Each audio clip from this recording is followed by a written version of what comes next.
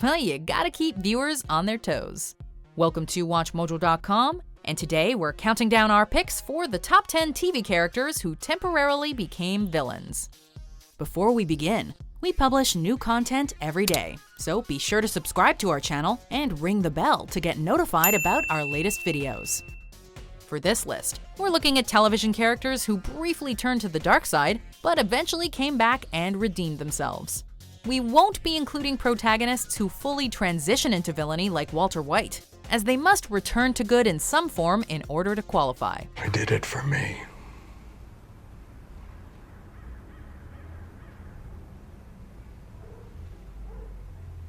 I liked it. Also, because we'll be discussing significant plot developments, a major spoiler alert is now in effect. Number 10. Leo Fitz, Agents of S.H.I.E.L.D. This machine we can test in human powers without any side effects. Throughout most of the series, Leo Fitz is a socially awkward but brilliant engineer working for S.H.I.E.L.D. However, the framework version of Fitz is a very different sort of man. Because Ada alters Fitz's memory in the framework, he has undying loyalty to her and Hydra. You say that I'm not myself. I don't know who I am. Framework Fitz is also raised by his sadistic father rather than his loving mother, which results in Fitz becoming psychotic. When he finally returns to the real world, he's completely shaken by his actions in the framework and exhibits signs of PTSD.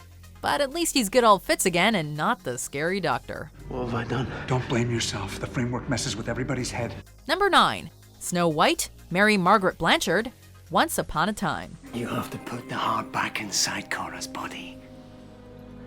She will die, and I will live. Sure, Cora may have had it coming, but Snow travels into some extremely dark territory to get the job done. Late in Season 2, Snow is manipulated by Rumpelstiltskin, curses Cora's heart, and tricks her daughter Regina into putting it back.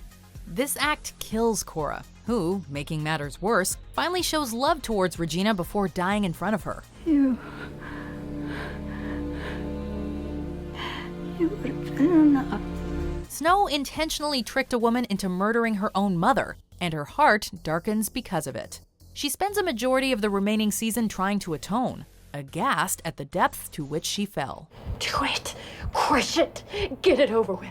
Number 8. Stefan Salvatore, The Vampire Diaries. I wanted you to have this. Stefan Salvatore is a classic model of the Dr. Jekyll and Mr. Hyde trope.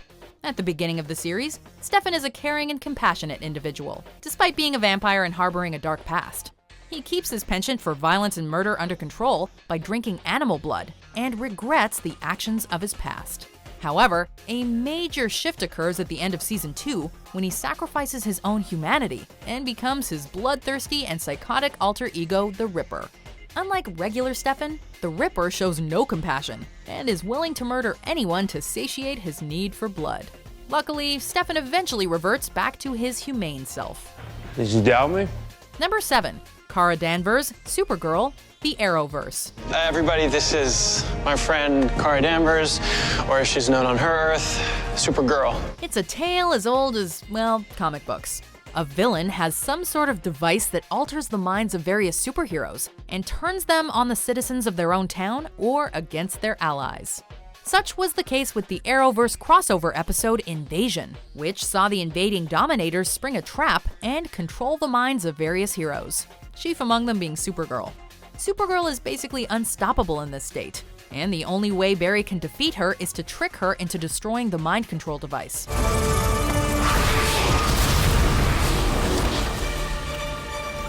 It's only a brief descent into villainy, but it's nonetheless a terrifying glimpse into Supergirl's abilities and the destruction she has the power to cause. I'm so sorry. You're not the first superhero to be mind-controlled. Number 6. Charlie Pace, Lost. Charlie! What are you doing? Doing what I have to do. Dark Charlie was certainly a weird period in Lost. Like Saeed Jarrah in Season 6, Charlie gets weird midway through Season 2 when he attacks Sun and steals Aaron from Claire. Locke subsequently beats him to a pulp, which results in Charlie helping Sawyer steal the weapons to embarrass Locke. And then he just kinda goes back to normal. It was extremely jarring and out of character to say the least. Of course, on a show as complicated as Lost, it wasn't exactly out of place. Either way, it certainly was a memorable phase, for better or worse. I'm so thick of something like that. Number Number 5. Tony Almeida, 24 and 24 Legacy. For the majority of the series, Tony is a federal agent working for the CTU. However, the deaths of his wife and unborn son result in Tony's downward spiral, and it eventually sees him helping a terrorist organization. He's ready to take thousands of American lives unless his demands are met. While working for the organization, he murders Larry Moss and attempts to detonate a canister of chemical weapons inside the metro tunnels. And while his joining the terrorists was merely a means to get close to his wife's killer, that doesn't excuse his horrendous actions throughout much of Season 7. Later, in the 24 spin-off Legacy, he works in anti-terrorism with Rebecca Ingram to atone for his past and earn himself some redemption, something he desperately needed. I'm gonna find the girl with or without you. Number 4. Sam Winchester, Supernatural. I'm stronger than that now. Now I can kill. Despite the black and white themes of good versus evil, Supernatural often skirts the boundaries between the two, as predominantly explored with the characters of Sam and Castiel. In the beginning of the series, Sam is portrayed as the innocent little brother of Dean, but his actions throughout seasons 3 and 4 are anything but. Sam becomes a much darker character after he's resurrected from the dead, and by season 4, he is completely addicted to demon blood, siding with Ruby against Dean, killing human hosts, and instigating the apocalypse, albeit unintentionally. He spends much of season 5 trying to atone for his actions, regain the trust of his brother, and defeat Lucifer. Why? Why me? Number 3. Bill Compton, True Blood. Am I that obvious? Throughout much of True Blood, Bill Compton is an anti-hero who's decided to lead a peaceful life and coexist with humans. He's also one of the series' biggest draws in terms of sex appeal, but that's a discussion for another list. However, Bill turns from anti-hero to full-on villain in season 5 when he descends into a religious fervor, drinks far too much of Lilith's blood, and becomes the main antagonist of the season. Thankfully, by the end of season 6, he's mostly back to being the old Bill Compton. Are you sure now? I'm sure. Number 2. Theon Greyjoy, Game of Thrones. The Seven Kingdoms are at war, and Winterfell is mine. Game of Thrones isn't a show with black and white morality. Many of its good characters do questionable things, and many of its villains have more dimensions to them than simply being evil. Joffrey excluded. Man, that kid was evil. That said, Theon has always been a sympathetic character, especially once he's tortured at the hands of Ramsay. I want the truth. What truth? However, Theon shows a nastier side in season 2 when he captures Winterfell from the Starks, kills 2 farm boys, and beheads Sir Roderick Cassel.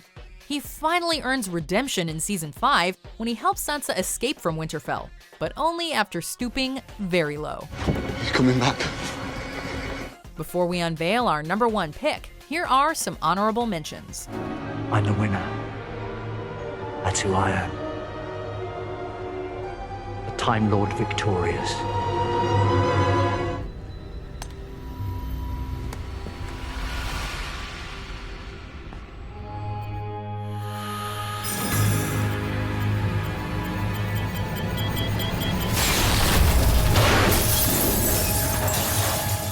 Number 1.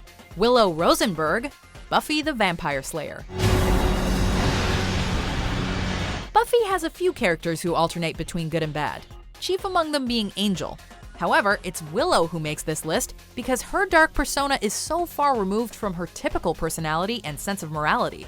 Due to her addiction to magic and the death of her lover, Willow turns evil in season 6, seeks revenge against the trio, and plans the destruction of Earth. What's the matter? Thought you wanted to talk. However, she's soon saved thanks to the power of friendship, and spends much of the next season trying to keep her powers in check should she lose control once more. The lesson learned here? Always fear the smart ones. And there's no one in the world who has the power to stop me now.